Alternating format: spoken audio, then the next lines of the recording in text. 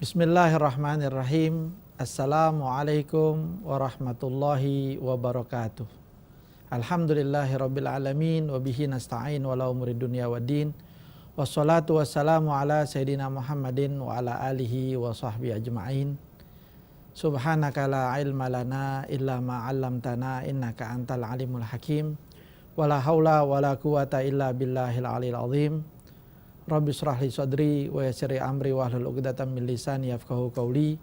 Rabbi zidna ilma warzuqna fahma walhiqna bis shalihin. Amma ba'du. Alhamdulillah, pemirsa Nabawi TV yang dirahmati oleh Allah Subhanahu wa taala. Berjumpa lagi kita pada episode kali ini. Kita akan membahas dalam episode yang ke-8 ini tentang adab wudu. Sayyidina Al-Imam Muhammad bin Muhammad Al-Ghazali dalam kitabnya Bidayatul Hidayah, setelah selesai beliau membahas tentang adab daripada masuk kamar mandi, kemudian beliau masuk dalam bahasan adab berwudu. Setelah selesai beristinja dengan adab-adabnya yang pada episode lalu telah kita sebutkan, lalu mulailah kita berwudu, didahului dengan bersiwak. Siwak ini adalah dalkul asnan wa ma hawalaihi bisyai'in khasin. Menggosok gigi dan yang di sekitarnya dengan sesuatu yang kasar. Siwak paling afdol, bersiwak paling afdol dengan kayu arak atau kayu siwak. Lalu dengan semua benda yang ada yang kasar, kalau memungkinkan dengan yang ada berbau wangi. Pasta gigi yang ada pada kita sekarang ini adalah juga termasuk termasuk siwak. Jika kita niatkan dengan bersiwak, maka akan menjadi siwak. Siwak adalah sesuatu sunnah daripada sunnah Nabi besar Muhammad SAW yang beliau katakan matharatun lil fam mardatun lirab wa mabghadun lisyaitan. Siwak adalah sesuatu yang untuk kebersihan hati, untuk kebersihan mulut, dan di dalamnya ada keridhaan Allah, dan di dalamnya pula ada kebencian syaitan. Rasulullah sallallahu alaihi wa ala alihi wa sahbihi wasallam beliau mengatakan as-salatu bisiwak khairun min sab'ina shalah bighairi siwak. Salat dengan menggunakan siwak, ya kalau bisa dengan kayu siwak seperti ini, yaitu lebih baik, sabda Nabi Muhammad SAW, lebih afdol daripada 70 sholat tanpa siwak. Jika kita sholat, sebelum sholat kita menggunakan siwak, maka sholat kita lebih afdol daripada sholat kita nggak pakai siwak. Kalau kita tidak mempunyai siwak, katakan boleh dengan ujung baju atau ujung sorban, dengan niat bersiwak, insya Allah dapat fadilah, keutamaan daripada bersiwak. Nabi Muhammad SAW beliau sangat-sangat menganjurkan untuk bersiwak. Hingga beliau katakan, laula an asyqa ala ummati, kalau saja tidak memberatkan untuk umatku, maka akan aku perintahkan untuk bersiwak pada tiap-tiap kali sholat, dalam riwayat pada tiap-tiap kali berwudu. Jadi beliau begitu menginginkan kita umatnya untuk senantiasa bersiwak, memperhatikan kebersihan daripada kita, mulut kita ini, dan senantiasa kita memperhatikan daripada kebersihan yang zahir, yang insya Allah dengannya Allah Subhanahu wa taala membimbing kita untuk memperhatikan kebersihan dan membersihkan batin kita. Pemirsa yang dirahmati oleh Allah Subhanahu wa taala, ketahuilah setiap sunnah Nabi Muhammad SAW ada sirnya, ada rahasia di balik sunnah-sunnah tersebut, termasuk siwak dan sunnah-sunnah yang lain. Setiap sunnah ada rahasianya, ada sirnya.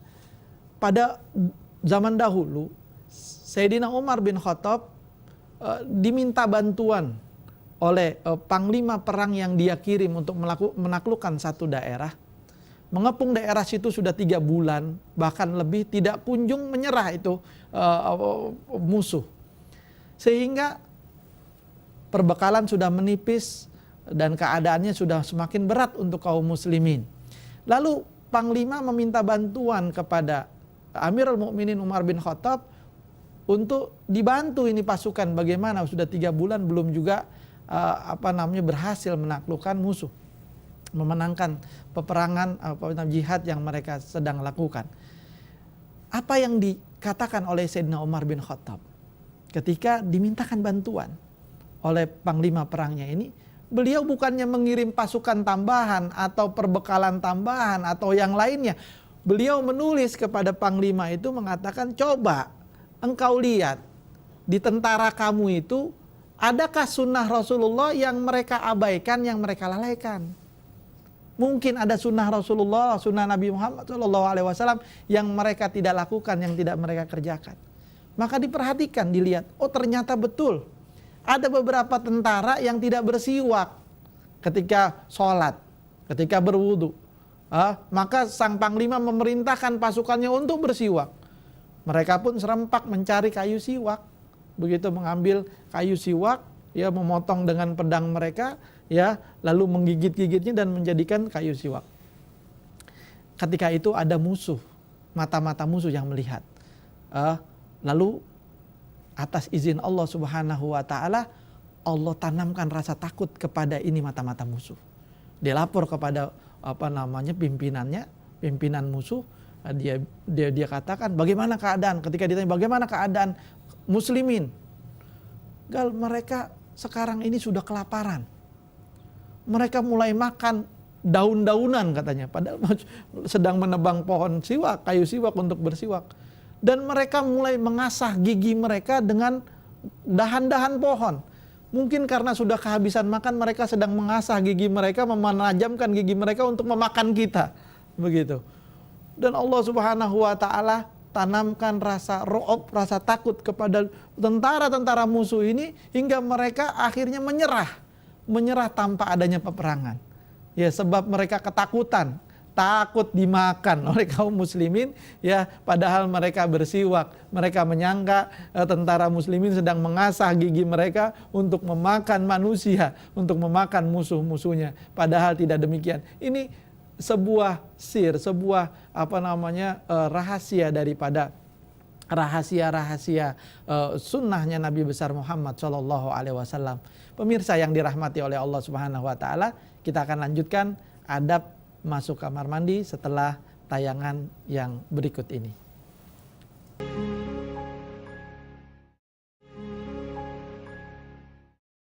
Pemirsa Nabawi TV yang dirahmati oleh Allah Subhanahu wa taala, kembali kita dalam program Pesantren Nabawi dalam bahasan kitab Bidayatul Hidayah. Satu masa Rasulullah SAW memiliki 2 buah siwak. Yang satu siwaknya lurus, kayunya lurus, yang satu agak bengkok. Lalu Sayyidina Anas, seorang remaja yang menjadi asisten Nabi Muhammad SAW, beliau senantiasa bersama Rasulullah SAW, membawa sendal beliau, membawa siwak beliau. Sayyidina Anas minta kepada Rasulullah, ya Rasulullah, jika engkau memiliki 2 siwak, kiranya aku meminta 1 siwaknya ya Rasulullah. Maka Rasul SAW memberikan siwak yang lurus kayunya, yang kayunya lurus, yang bengkok, siwak yang bengkok beliau pegang, beliau gunakan. Ketika diberikan yang lurus, Sayyidina Anas bilang, ya Rasulullah, kamu lebih layak, lebih berhak untuk dapat yang bagus, yang lurus, karena ini milik kamu, punya kamu. Ya, biar yang bengkok buat saya. Rasul SAW tersenyum, ya, dan mengatakan kepada Sayyidina Anas, engkau pegang yang lurus, ya, buatku yang bengkok. Karena sesungguhnya nanti di hari kiamat Allah Subhanahu wa taala akan pertanyakan tentang pertemanan seseorang. Bahkan ketika sesaat mereka berjumpa di siang hari, nanti akan dipertanggungjawabkan di hadapan Allah apakah mereka telah mendirikan hak-haknya Allah Subhanahu wa taala di dalam pertemanan tersebut. Ini akhlaknya Nabi Muhammad SAW. Selalu mendahulukan yang terbaik untuk yang lainnya, untuk saudaranya, dan menunda untuk dirinya sendiri. Ini pula yang dijalankan oleh sahabat-sahabat beliau, murid-murid beliau, hingga Allah Subhanahu wa taala memuji mereka semua dengan mengatakan wa yu'thiruna ala anfusihim walau kana fihim khasasah, dan mereka mendahulukan atas diri mereka sendiri, mendahulukan orang lain atas diri mereka sendiri, walaupun di dalam perkara tersebut ada kepentingan yang mendesak untuk mereka, lebih mendahulukan orang lain ketimbang dirinya sendiri. Pemirsa yang dirahmati oleh Allah Subhanahu wa taala. Kemudian Al-Imam Ghazali dalam kitabnya ini beliau membahas tentang adabnya wudu, basuhan-basuhan yang ada di dalam basuhan-basuhan wudu, yang kita tidak sedang membahas tentang syarat rukunnya atau tata cara daripada berwudu, karena itu sudah ada dalam bahasan fikih ya, yang juga ada dalam program pesantren Nabawi ini.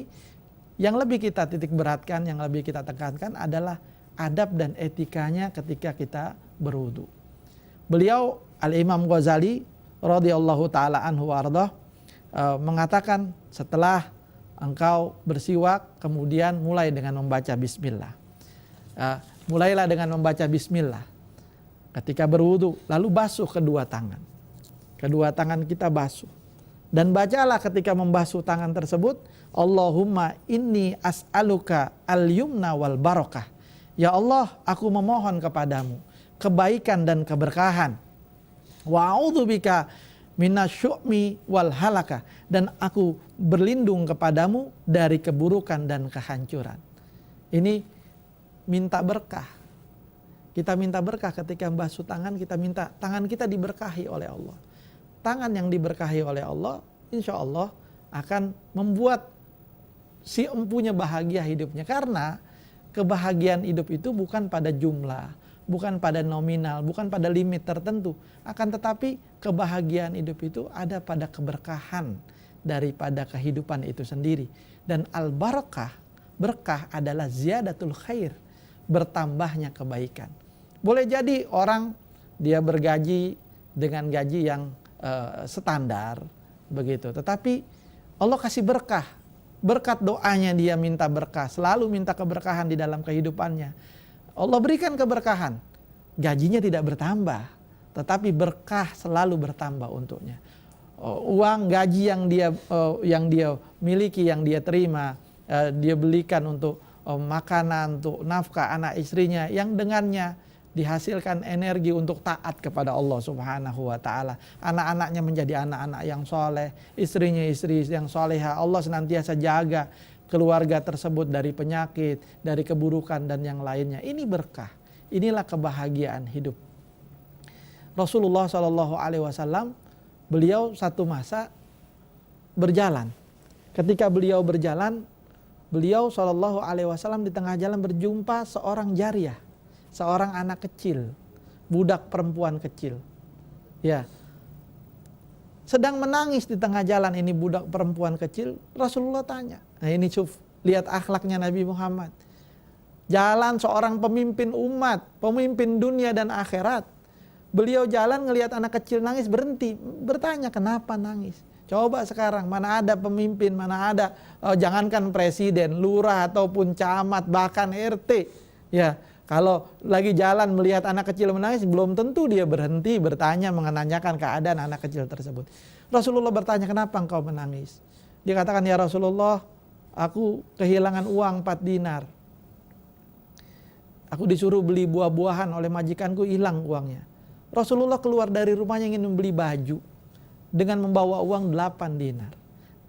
Lalu 4 dinar dikasih kepada jariyah, ini nih buat engkau, buat ganti uang majikanmu. Beliau pergi ke pasar dengan membawa 4 dinar. Di tengah jalan beliau berjumpa dengan orang yang kelaparan, pengemis yang kelaparan. Dikatakan, ya Rasulullah saya lapar. Lalu Rasulullah berikan 2 dinarnya. Maaf, 2 dirham, bukan dinar. 2 dirhamnya kepada ini pengemis ini yang kelaparan. Dikasih 2 dirham. Tinggal 2 dirham. Dengan 2 dirham itu Rasulullah beli pakaian yang tentunya baju yang sangat-sangat standar dengan bahan yang kasar. 2 dirham adalah uang yang sangat sedikit. Ya, kemudian beliau beli baju tersebut dengan 2 dirham dan beliau bawa. Di tengah jalan, ya, ketika mau kembali pulang, bertemu dengan orang yang telanjang, yang gak punya baju, minta, ya Rasulullah, saya gak pakai pakaian, gak punya baju. Maka beliau menyerahkan, memberikan itu bajunya kepada orang yang tidak berpakaian tersebut. Ya, habis semuanya. 8 dirham, maaf, ya, habis semuanya untuk diberikan kepada orang-orang. Lalu apa kelanjutan daripada kisah Rasulullah SAW tersebut? Kita akan lanjutkan setelah tayangan yang berikut ini. Mudah-mudahan Allah Subhanahu Wa Taala senantiasa membimbing kita. Amin ya rabbal alamin.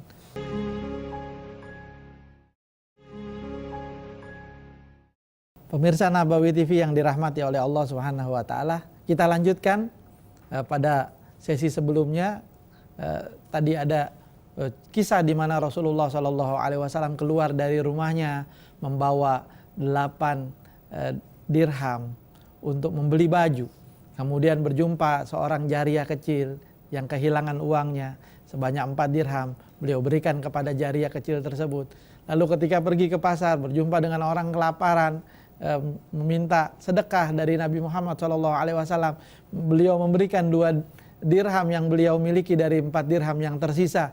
Kemudian setelah beli baju dengan 2 dirham yang tersisa, tentunya baju, pakaian yang sangat-sangat standar sekali, kasar bahannya karena harganya yang sangat murah.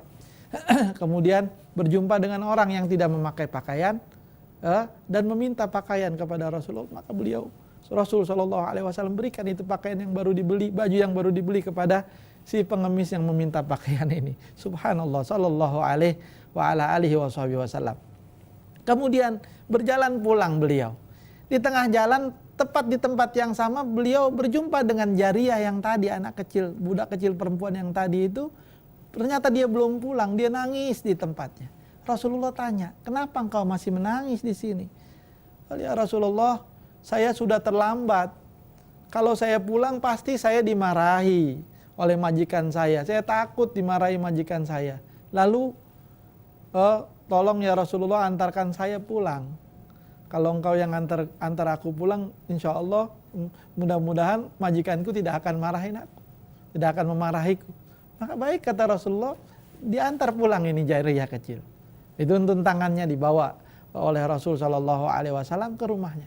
Sampai di rumah majikannya, Rasulullah pun mengucapkan salam SAW, bersalam kepada si pemilik rumah, tuan daripada jariyah kecil ini. Assalamualaikum warahmatullahi wabarakatuh.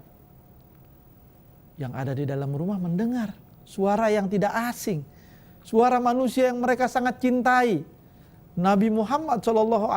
Rasulullah datang ke rumah kita. Maka mereka menjawab salamnya secara perlahan. Waalaikumsalam warahmatullahi wabarakatuh. Karena mau mengharapkan salam lagi, salam doa. Doa dari Muhammad diijabah oleh Allah Subhanahu wa taala. Maka mengharapkan doa lagi, salam lagi dari Nabi Muhammad, mereka jawab dengan pelan. Waalaikumsalam warahmatullahi wabarakatuh. Beliau bersalam lagi untuk kedua kalinya. Assalamualaikum warahmatullahi wabarakatuh. Yang di dalam rumah menjawab salamnya dengan pelan. Waalaikumsalam warahmatullahi wabarakatuh. Ya, ingin mendapatkan salam yang ketiga, doa yang ketiga dari Nabi Muhammad SAW. Kemudian bersalam yang ketiga kalinya Rasulullah. Assalamualaikum warahmatullahi wabarakatuh.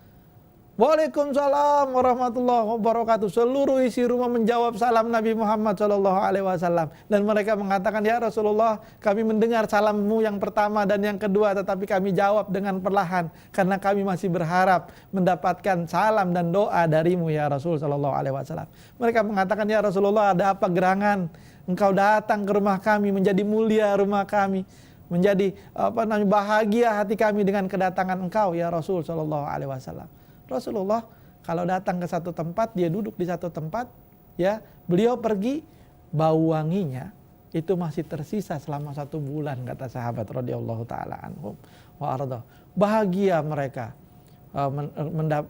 mendapatkan tetamu yang mulia Nabi besar Muhammad SAW.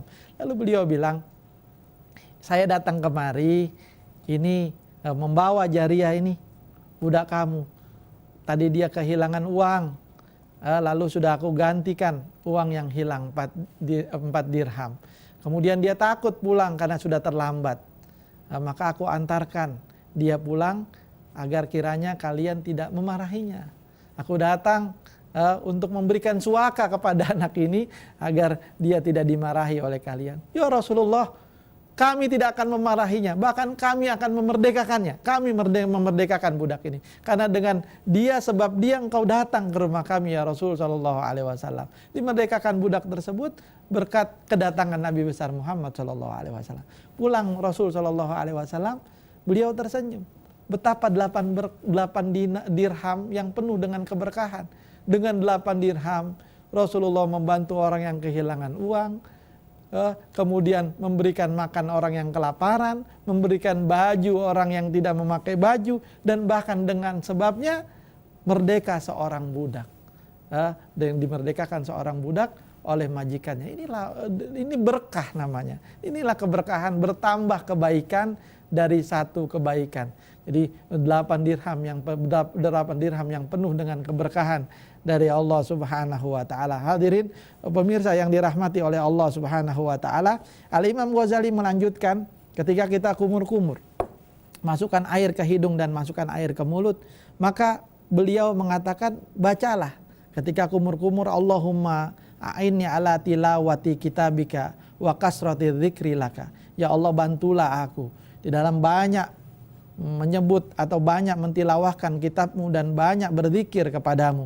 Wa tsabbit bil qauli tsabit wa tsabbitni bi qauli tsabit fil hayatid dunya wa fil akhirah. Dan tetapkanlah lisanku dengan perkataan yang tetap, yaitu kalimat la ilaha illallah, di dalam kehidupan dunia dan akhirat nanti.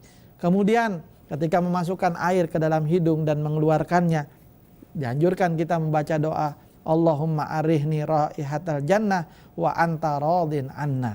Ya Allah, biarkan hidungku ini menghirup aroma surga, wewangian surga, dan engkau ridho kepadaku. Dan ketika mengeluarkan daripada air istinsyar, mengeluarkan air dari hidung, beliau mengajarkan doanya, Allahumma inni a'udzubika min rawaihin nar wa su'id dar. Ya Allah, jauhkan aku dari aku berlindung kepadamu dari bau-bauan neraka, bau busuknya neraka, dan tempat yang buruk daripada api neraka. Pemirsa yang dirahmati oleh Allah Subhanahu wa taala, ketahuilah bahwasanya bau surga itu tercium, aroma surga yang wangi tercium dari jarak perjalanan 500 tahun. Dan tidaklah diharamkan dari mencium bau aroma surga ini kecuali orang-orang yang benar-benar diharamkan oleh Allah Subhanahu wa taala. Di antara orang-orang yang diharamkan dari mencium baunya surga adalah yang disebut oleh Rasulullah dengan dayus. Dayus ini orang yang tidak peduli. Laki-laki yang tidak peduli siapa laki-laki lain yang masuk dan berbicara dengan istrinya atau dengan putrinya. Istrinya berbicara dengan siapa-siapa yang masuk ke dalam rumahnya, laki-laki yang bukan mahramnya.